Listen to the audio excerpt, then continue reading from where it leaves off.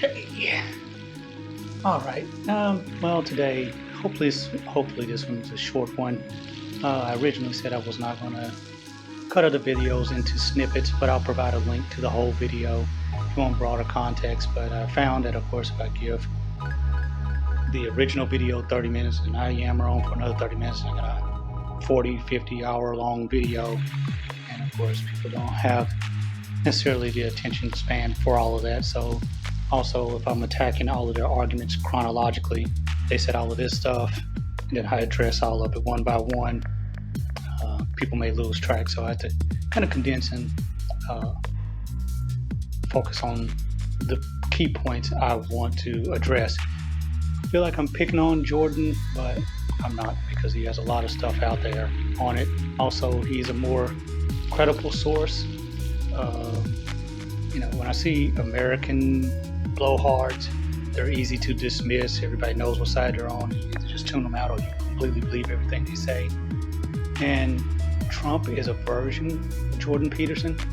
And so that's part of his appeal, is that what Trump is saying is correct, because people like Jordan Peterson have said it.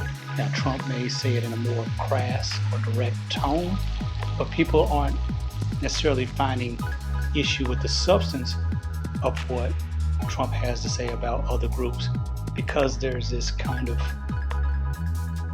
boring foundation that sounds more methodical and scientific coming from people of this ilk.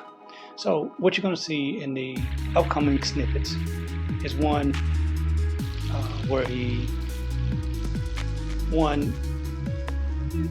video begins with him being asked like a long-winded question, but the motivations behind these questions, the reason he has to speak on this all the time, is this bell curve mentality, this skull measuring pseudoscience that goes back hundreds of years, of trying to justify discrimination through some type of scientific methodology. And he's just kind of the latest in a long line of people to pull this gimmick, this stunt. And so the motivation of the question is that of, please justify that we're the better, smarter people, and it's not anybody's fault. But the concessions that he has to make, even though he takes a long, winding road to get there, is one, people want to use it for race, but he has to acknowledge race is an amorphous term that doesn't actually mean anything that you can use consistently. And two, of course, he's addressing the straw man concern, which is people saying there's cultural bias in IQ test.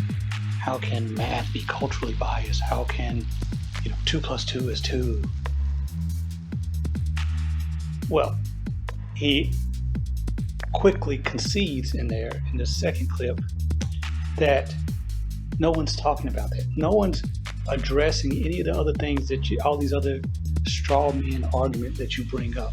That's the reason you have a straw man's argument, is you bring up, your spouse does this to you, your children do it to you, your parents do it to you. They bring up the argument of things that you're not saying so that it can be overcome. You can always beat up something that's absurd. You can always beat up something that doesn't make sense. But what he does have to concede is no one said cultural bias in things that are indisputable. Water's wet, 2 + 2 is 2. But if I was in charge of an Ivy League school, and I come from the inner city, and everybody plays basketball all the time, and I decide that the entrance exam into Harvard is hitting a goal from half court. See, that's the mentality. So now you have all these kids who've been playing basketball their whole life, doing all these basketball tricks, in other communities where that's not as much of a focus. For some reason, there's not as much access to that. But I can say the methodology is sound.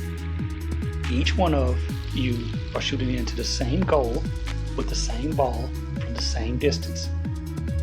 And just because the Jewish and the Chinese kids we're not as successful as the inner city black kids doesn't mean that this is not a good litmus test for who should go on to greater things. If you can't get a ball into a hoop, how am I supposed to trust you with nuclear sciences? See, anybody can be absurd and follow logically any type of logic. Logic can be subjective. So when you say logic, that doesn't mean it's automatically objective. And that's what the idea is. So he does concede dismissively that you may bring the bias to the test, and then from everything that comes after that is affected by that. You've determined what IQ is. You've determined what weight there is. There's a difference between whether there's 10 questions or 100 questions. Each one of these factors affects the outcome, and he concedes that. Now, this is not just so much my words, and again, I don't care about comments or whatever else. I'm pointing out, in case you missed it, the two concessions that he makes. And those are the concessions that are most important, because those are the actual arguments. No race,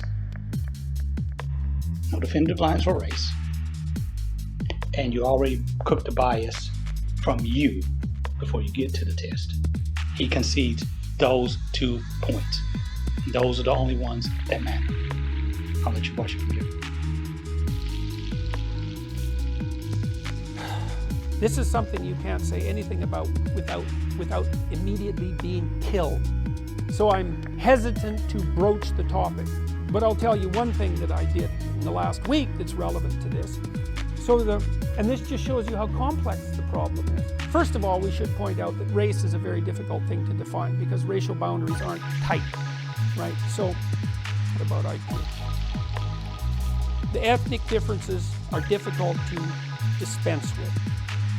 It's not easy to make them go away. You can say, well, the tests aren't culture fair. Well, here's a test of that. So imagine you test group A with an IQ test and you test group B with an IQ test. And then you look at their actual performance in whatever you're predicting. If the test was biased against ethnic group A, then it would underpredict their performance. And that doesn't happen. Now you could say, well, there's systemic bias in the performance measures and the potential measures. And that's a possibility. All right. Now, one other thing about that. There's a real danger in the ethnicity IQ debate, and the danger is that we confuse intelligence with... All right, we're back. So at the end, he wants a get out of jail free card. The last word is value. I'm sorry I cut that off, because he's trying to, of course, go into the information he provides is used for malicious purposes, and that we value people based on what's presumed to be their intelligence, and that is wrong. So, he wants to put it out there knowing how it's going to be used, but he doesn't want to be a bad guy and justify it being used in the way that the results of these tests get to be used. That's the end of that. So, as usual, fuck you. I don't need you to subscribe. I don't care about comments. I'm a grown-ass man, so my life doesn't depend on likes. Wish y'all the best. I'm just some guy, and only I know what's best. Have a great day.